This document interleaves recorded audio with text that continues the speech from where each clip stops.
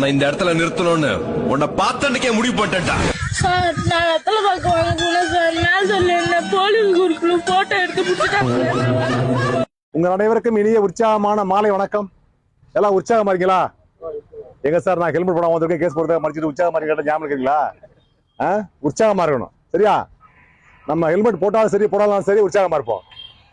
பார்த்தீங்கன்னாக்கா நாங்கள் வந்து போக்குவரத்து காவல்துறை திருத்துறைப்பூண்டி, எங்களுடைய வேலை வந்து ரோட்ல வந்து போக்குவரத்தை ஒழுங்குபடுத்துறது.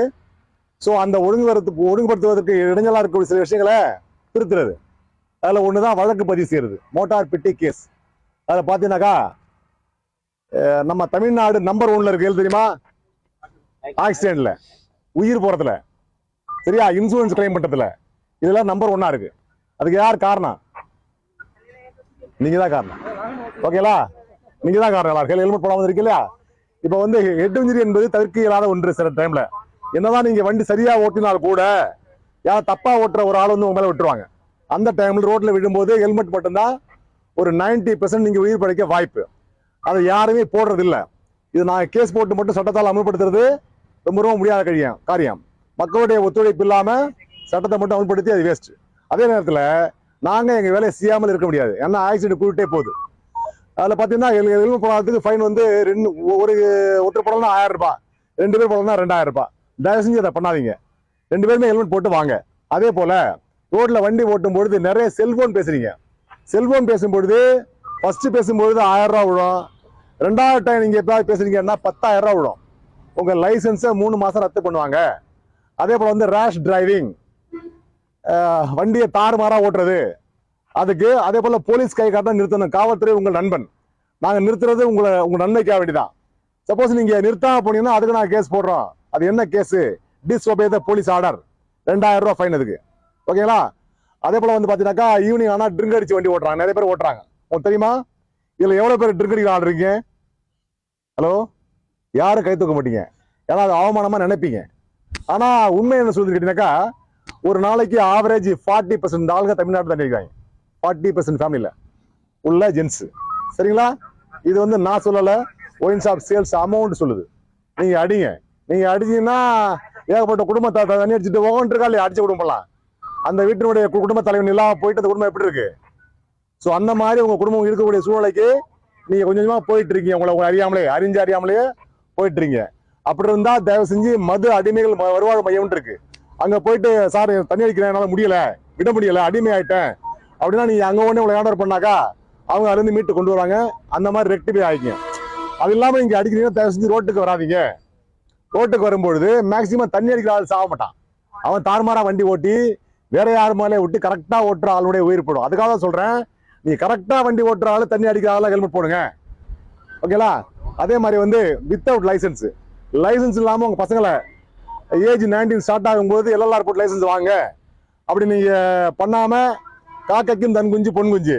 நாமெல்லாம் 30 வயசுல வண்டி வாங்கி ஓட்டணும், நம்ம பசங்க 15 வயசுல ஓட்டணும் ஆசைப்பட்டு வண்டி வாங்கி கொடுத்தீங்கன்னாக்கா, ஸோ உங்களுக்கு எல்லாம் வந்து நான் சொல்ற விஷயம்லாம் உங்களுக்கு வருத்தமான விஷயம் இல்லை, உங்களுக்கு திருத்தத்துக்காக உருவாக்கப்பட்டது.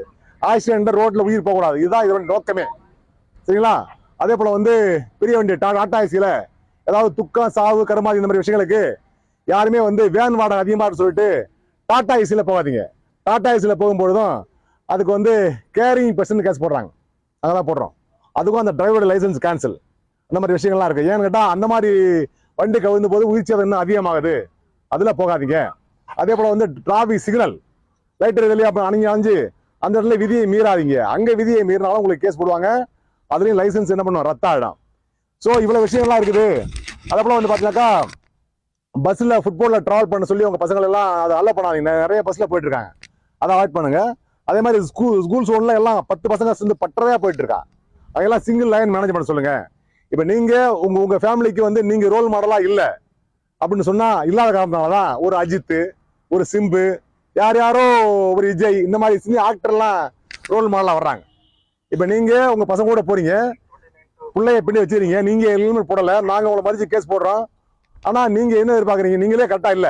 நீங்க ஆனா உங்க பசங்களை எல்லாம் 100க்கு 100 வாங்கு, 100க்கு 80 வாங்கு, ஸ்கூல்ல மாத்தி வேற ஸ்கூல் சேர்க்கறது, எந்த ஸ்கூல் ஐஎஸ் ஸ்கூலு, டோட்டலா மணி வேஸ்ட் பண்றோம். அப்ப நம்ம பசங்களுக்கு முதல்ல நம்ம ரோல் மாடலா இருந்துட்டு அப்புறம் நம்ம அதுக்கான படிப்பை கொடுத்தோம்னாக்கா அவங்க டெவலப் ஆவாங்க. இப்ப பாத்தீங்கன்னா வாழ்க்கையில ரொம்ப பேர் நல்ல இடத்துக்கு போறதில்ல. இந்த 80-20 ஒரு பாலிசி இருக்கு. அது எல்லா நாட்டிலையும் எல்லா இடத்துலையும் மாறவே மாறாது. உங்க ஊர்ல எடுத்துங்களேன், 80 பேர்ட்ட இருக்க வேண்டிய பணம் 20 பேர்ட்ட இருக்கும். இருக்கா? 20 பேர்ட்ட மட்டும்தான் இருக்கும். ஏன்? அவங்க மட்டும்தான் சில குறிப்பிட்ட கால டிசிப்ளினான வேலையை பண்ணிட்டு இருப்பாங்க. அதே மாதிரிதான் போக்குவரத்துலயும் வந்து நாங்க வந்து வண்டி மறிக்கும் போது கொஞ்சம் பேர் வாக்குவாதம் பண்றீங்க. என்ன வாக்குவாதம் பண்றீங்க? சார் அவன் போறான் விட்டுட்டான், அவன் போறான் விட்டுட்டீங்க, என்ன மட்டும் பிடிச்சிட்டீங்க அப்படின்னு சொல்லி கேக்குறீங்க. அது நியாயமான நீங்க பாத்துங்க. ஓகேங்களா? நாங்க ஒரு நாளைக்கு 150 கேஸ் போட திருத்தமில்ல, டெய்லி டிராபிக் எல்லாம் சேர்த்து டெய்லி போட்டுட்டு இருக்கோம். நான் இங்க வந்து 1 வருஷம் ஆச்சு. இருந்தாலும் டெய்லி கேஸை வாங்கிட்டு இருக்கீங்க தவிர யாருமே ஹெல்மெட் போட தயாரா இல்ல.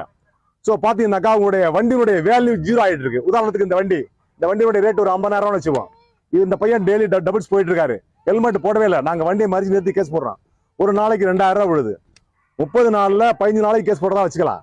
15 2 எவ்வளவு ஆச்சு? 2 15 30,000 ரூபாய். ஓகேங்களா? 2 மாசத்துல வண்டியோட ரேட் எல்லாம் வந்துடும். இந்த வண்டியை இவர் வேலை கொடுத்து வாங்குறாரு. வாங்கும்போது நேம் டிரான்ஸ்ஃபர் பண்றதுக்காக வண்டி கேட்கும்போது இந்த வண்டியின் பேர் அளவுல ஃபைன் மட்டுமே 50,000 வரும். ஓ நீங்க நாங்க போடுற கேஸ் எல்லாம் யாருமே கட்டுறது இல்ல. உங்க இந்த எல்லாருக்கும் கேஸ் போட்டிருக்கோமா இல்லையா? மேக்சிமம் போட்டிருப்போம், 80% போட்டிருக்கோம். இருந்தாலும் என்ன பண்றது, யாரும் அமௌண்ட் கட்டுறது இல்ல. நீங்க கட்டாம இருக்கிறது மகிழ்ச்சியான விஷயம் இல்ல. உங்களுடைய வண்டியை பழைய இருக்கு தான் போடணும். நாளைக்கு வண்டியோட வேல்யூ 0 ஆகிட்டே வரும். ஓகேங்களா? இது வந்து நான் வந்து உண்மையான இந்திய குடிமகன் சார், நான் ஹெல்மெட் போட்டு வரேன் சார், நான் வந்து போடாம இருந்தா ஃபைன் கட்டுற சார் சொல்ற ஆட்கள் வந்து இங்க ரொம்ப கம்மி. உங்களுடைய எல்லாருடைய வருமானம் கம்மி இருக்கு ஒண்ணு. இருந்தாலும் என்ன பண்றீங்க, சட்டத்தை மதிக்காம வரீங்க. எதுக்காக மதிக்காம வரீங்க? நிறைய பேர் ஹெல்மெட் போடாம வராங்க. சார் நானும் வரேன் சார், யாருமே போடல சார், பாருங்க சார், உங்களுக்கு கண்ணு இல்லையா சார் அப்படின்லாம் கேக்குறீங்க. சோ நீங்க